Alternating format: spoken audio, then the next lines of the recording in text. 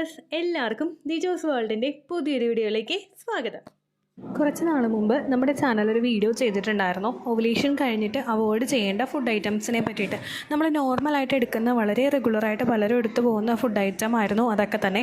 അപ്പോൾ അതൊക്കെ ഒന്ന് അവോയ്ഡ് ചെയ്ത് നോക്കിക്കഴിഞ്ഞാൽ പ്രഗ്നൻസി ആകുമെന്ന് ഞാനൊരു വീഡിയോയിൽ സംസാരിച്ചിട്ടുണ്ടായിരുന്നു. ആ ഒരു വീഡിയോ കൃത്യമായിട്ട് ഫോളോ ചെയ്തിട്ട് ഒരു കുട്ടിക്ക് പോസിറ്റീവ് കിട്ടിയെന്ന് പറഞ്ഞു. അപ്പോൾ ആ സക്സസ് സ്റ്റോറിയാണ് ഷെയർ ചെയ്യുന്നത്. നമുക്ക് വീഡിയോ സ്റ്റാർട്ട് ചെയ്യാം. ഓവുലേഷൻ കഴിഞ്ഞിട്ട് പൂർണ്ണമായിട്ടും അവോയ്ഡ് ചെയ്യേണ്ട 4 ടൈപ്പ് ഭക്ഷണത്തിനെ പറ്റിയിട്ടാണ് ഇന്നത്തെ വീഡിയോയിൽ സംസാരിക്കുന്നത് കേട്ടോ. അതെന്തൊക്കെയാണെന്ന് നമുക്ക് നോക്കാം. വീഡിയോ നമുക്ക് സ്റ്റാർട്ട് ചെയ്യാം. ഓവുലേഷൻ കഴിഞ്ഞിട്ട് പലപ്പോഴും പലരും ചോദിക്കാറുണ്ട് എങ്ങനെയുള്ള ഭക്ഷണങ്ങളാണ് ഇംപ്ലാന്റേഷൻ നടക്കാൻ കഴിക്കേണ്ടതെന്ന്. അതിനെപ്പറ്റി ഒന്ന് ബ്രീഫായിട്ട് പറയാം. ഇംപ്ലാന്റേഷൻ നടക്കാൻ വേണ്ടിയിട്ട് നമ്മൾ കഴിക്കുന്ന എല്ലാ ഭക്ഷണങ്ങളും നമുക്കും നമ്മുടെ ശരീരത്തിനും ആഡ് ഓൺ ആയിട്ട് ഒരു ബെനഫിറ്റ് തരുന്ന തരത്തിലുള്ള ഭക്ഷണമാകാൻ വേണ്ടിയിട്ട് നമ്മൾ എപ്പോഴും ശ്രദ്ധിക്കണം. അങ്ങനെയുള്ള ഭക്ഷണങ്ങൾ എന്ന് പറയുന്നത് ഫ്രൂട്ട്സ്, വെജിറ്റബിൾസ്, നട്ട്സ്, സീഡ്സ് ഒക്കെ തന്നെയാണ്.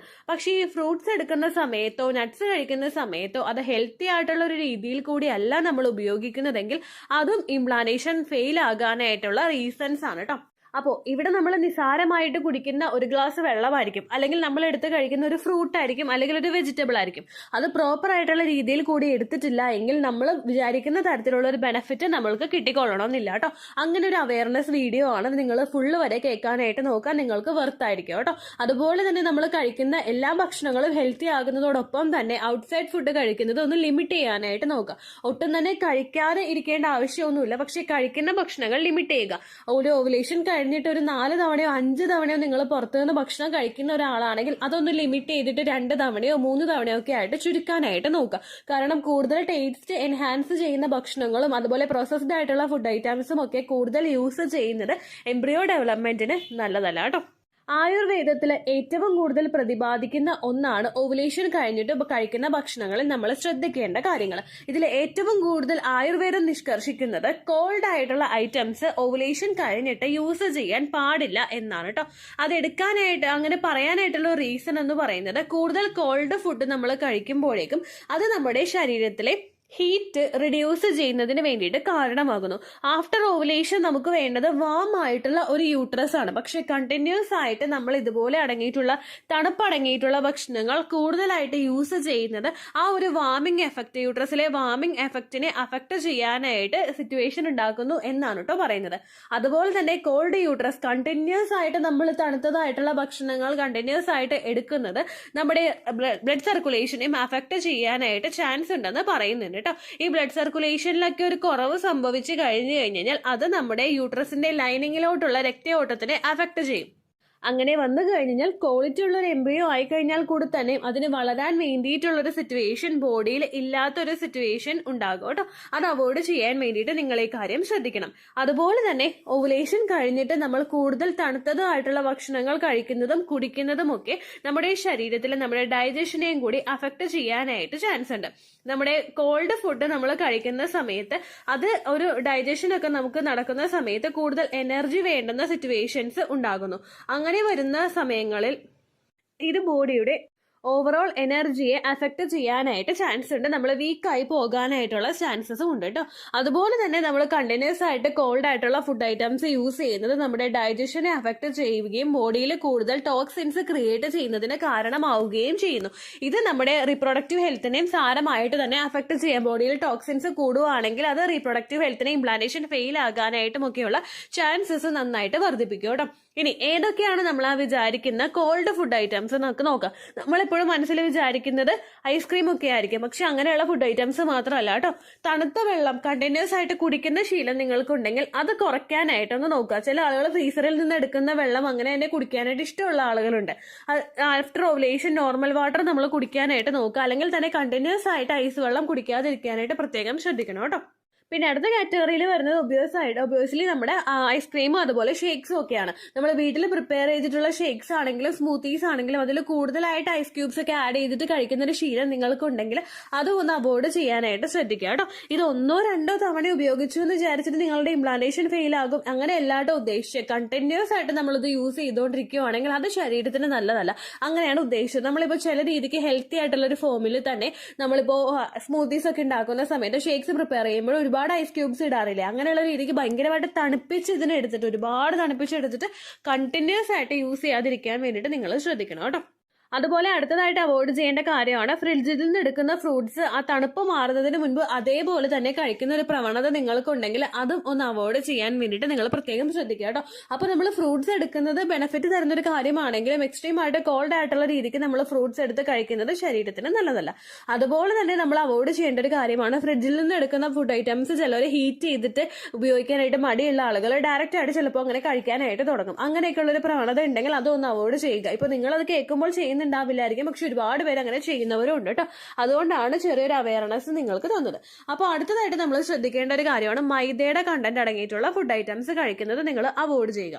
ഡയറക്റ്റ് ആയിട്ട് മൈദ നമ്മൾ വീട്ടിൽ മേടിച്ചിട്ട് ഫുഡ് ഉണ്ടാക്കി കഴിക്കുന്നതല്ല കേട്ടോ ഇതിൽ ഉദ്ദേശിച്ചത്. നമ്മൾ കഴിക്കുന്ന പല ഭക്ഷണങ്ങളിലും എക്സസ് ആയിട്ട് മൈദയുടെ കണ്ടന്റ് അടങ്ങിയിട്ടുണ്ട്. നമ്മളിപ്പോൾ കഴിക്കുന്ന എന്തെങ്കിലും കുക്കീസ് ഒക്കെ കഴിച്ചാലും അതുപോലെ വേറെ എന്തെങ്കിലുമൊക്കെ ബ്രെഡ് അങ്ങനെയുള്ള ഐറ്റംസ് ഒക്കെ നമ്മൾ എടുക്കുന്ന സമയത്ത് എല്ലാത്തിലും തന്നെ മൈദയുടെ കണ്ടന്റ് അടങ്ങിയിട്ടുണ്ട്. ആഫ്റ്റർ ഓവുലേഷനും പ്രഗ്നൻസി ട്രൈ ചെയ്യുന്ന സമയത്തും ഒരുപാട് എക്സസ് ആയിട്ടുള്ള രീതിക്ക് മൈദ നമ്മുടെ ശരീരത്തിൽ എത്തുകയാണെങ്കിൽ അത് നമ്മുടെ റീപ്രൊഡക്റ്റീവ് ഹെൽത്തിനെ അഫക്റ്റ് ചെയ്യാനായിട്ട് ചാൻസ് ഉണ്ട് കേട്ടോ.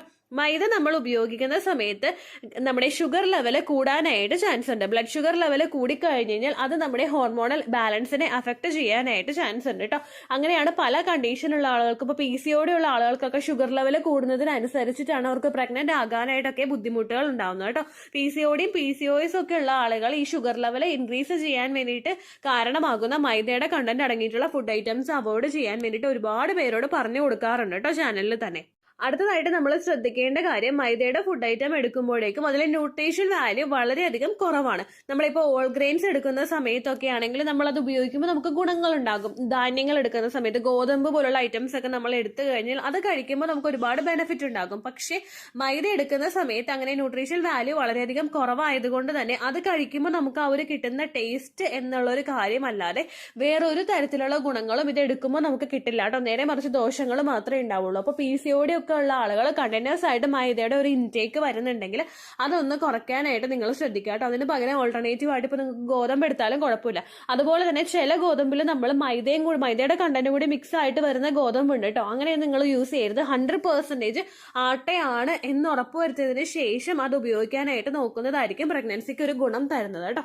നമ്മളിപ്പോൾ അറിഞ്ഞുകൊണ്ട് മൈദ എടുക്കുന്നില്ലെങ്കിൽ കൂടി തന്നെയും ഇൻഡയറക്റ്റ് ആയിട്ട് നമ്മൾ ഡെയിലി എന്നോണം മൈദയുടെ ഇൻടേക്ക് പലർക്കും ഉണ്ടാകാറുണ്ട് കേട്ടോ. അതുകൊണ്ട് അത്തരത്തിലുള്ള കാര്യം കൂടി നിങ്ങളൊന്ന് ശ്രദ്ധിക്കുക. നമ്മൾ കഴിക്കുന്ന ബിസ്ക്കറ്റ് ആണെങ്കിലും ഒക്കെ അതിൻ്റെയൊക്കെ യൂസേജ് ഒന്ന് ലിമിറ്റ് ചെയ്യുക. ബാക്കിയുള്ള ഇപ്പോൾ ഹെൽത്തി ആയിട്ടുള്ള രീതിക്ക് സാൻഡ്വിച്ച് ഉണ്ടാക്കി കഴിക്കുന്ന ആളുകളൊക്കെ ഉണ്ട്. പക്ഷെ നമ്മൾ ഈ സാൻഡ്വിച്ച് ഉണ്ടാക്കുന്നത് നമ്മൾ മൈദയിൽ അടങ്ങിയിട്ടുള്ള ബ്രെഡിലാണ് ഉണ്ടാക്കുന്നതെങ്കിൽ അതിലെന്തെങ്കിലും ഗുണം ഉണ്ടാവുമോ? അങ്ങനെയുള്ള രീതിക്ക് വേണം നിങ്ങൾ ഹെൽത്തി ആയിട്ട് പ്രിപ്പയർ ചെയ്തിട്ട് കഴിക്കാൻ കേട്ടോ. പിന്നെ നമ്മൾ അവോയ്ഡ് ചെയ്യേണ്ട കാര്യമാണ് ഡീപ്പായിട്ട് ഫ്രൈ ചെയ്തെടുത്തിട്ടുള്ള ഫുഡ് ഐറ്റംസ്. ഒരുപാട് നേരം എണ്ണയിലിട്ട് വറുത്ത് പൊരിച്ചെടുക്കുന്ന ഫുഡ് ഐറ്റംസ് കഴിക്കുന്നതുണ്ടെങ്കിൽ അതും നിങ്ങൾ ഫുള്ളായിട്ട് അവോയ്ഡ് ചെയ്യാൻ വേണ്ടിയിട്ട് നോക്കുക. ഓവുലേഷൻ കഴിഞ്ഞിട്ട് ഇത്തരത്തിലുള്ള കാര്യങ്ങൾ ശ്രദ്ധിക്കുന്നതും ഇംപ്ലാന്റേഷൻ നടക്കാൻ വേണ്ടിയിട്ട് സഹായിക്കും കേട്ടോ.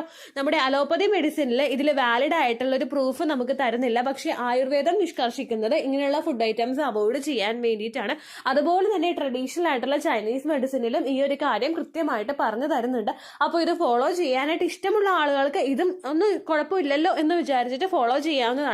അല്ലെങ്കിൽ ഇതൊക്കെ ചെയ്യണോ എന്ന് സംശയിക്കുന്ന ആളുകൾക്കൊക്കെ നിങ്ങളുടെ ഇഷ്ടപ്രകാരം ചെയ്യുകയോ ചെയ്യാതിരിക്കുകയോ ചെയ്യാം കേട്ടോ. പിന്നെ എനിക്ക് ഇങ്ങനെ ഒരു ടോപ്പിക് റിലവന്റ് ആയിട്ട് തോന്നിയത് കൊണ്ടാണ് വീഡിയോ ചെയ്തത്.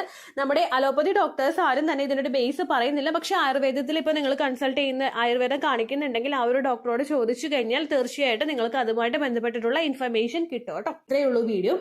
യൂസ്ഫുൾ ആയി കാണുമെന്ന് വിശ്വസിക്കുന്നു. യൂസ്ഫുൾ ആവുന്നുണ്ടെങ്കിൽ ലൈക്ക് ചെയ്യുക, ഫ്രണ്ട്സിനൊക്കെ ഷെയർ ചെയ്ത് കൊടുക്കുക കേട്ടോ. എന്തെങ്കിലും സംശയം ഉണ്ടെങ്കിൽ നിങ്ങൾ കമന്റ്സിൽ ചോദിക്കുക.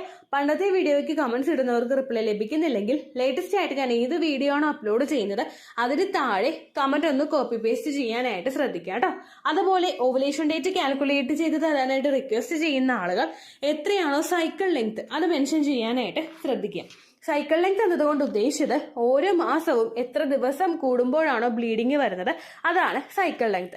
കഴിഞ്ഞ മാസം ഒരു 8-ാം തീയതിയാണ് ബ്ലീഡിങ് ആയതെങ്കിൽ ഈ മാസം 6-ാം തീയതിയാണ് ബ്ലീഡിങ് ആയതെങ്കിൽ കഴിഞ്ഞ മാസം 8-ാം തീയതി മുതൽ ഈ മാസം 6-ാം തീയതി വരെ എത്ര ദിവസമുണ്ടോ അത് കാലണ്ടറിൽ എണ്ണി തിട്ടപ്പെടുന്നതാണ് നിങ്ങളുടെ സൈക്കിൾ ലെങ്ത്.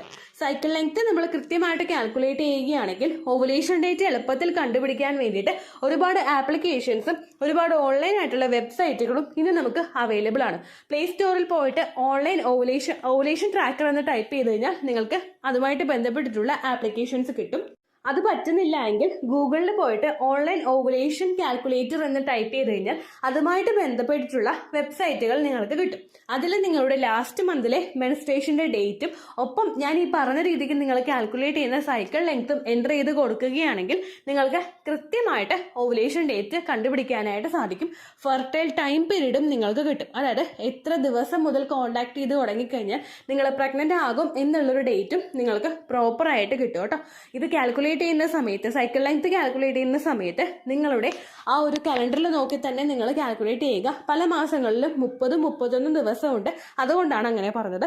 ഒപ്പം നിങ്ങൾക്ക് ബ്ലീഡിങ് തുടങ്ങിയ ദിവസത്തിന് വേണം നിങ്ങൾ ഡേ 1 ആയിട്ട് എടുക്കാൻ വേണ്ടിയിട്ട്. സ്പോട്ടിങ് തുടങ്ങിയ ദിവസത്തിനെ, അതായത് ചെറുതായിട്ട് ഡിസ്ചാർജ് പോയി തുടങ്ങിയ ദിവസത്തിനെ നിങ്ങൾ കൺസിഡർ ചെയ്യേണ്ട ആവശ്യം ഇല്ല കേട്ടോ. അപ്പോൾ ഇത്രയേ ഉള്ളൂ വീഡിയോ. അടുത്തൊരു വീഡിയോ ആയിട്ട് നമുക്ക് വീണ്ടും കാണാം. ബൈ.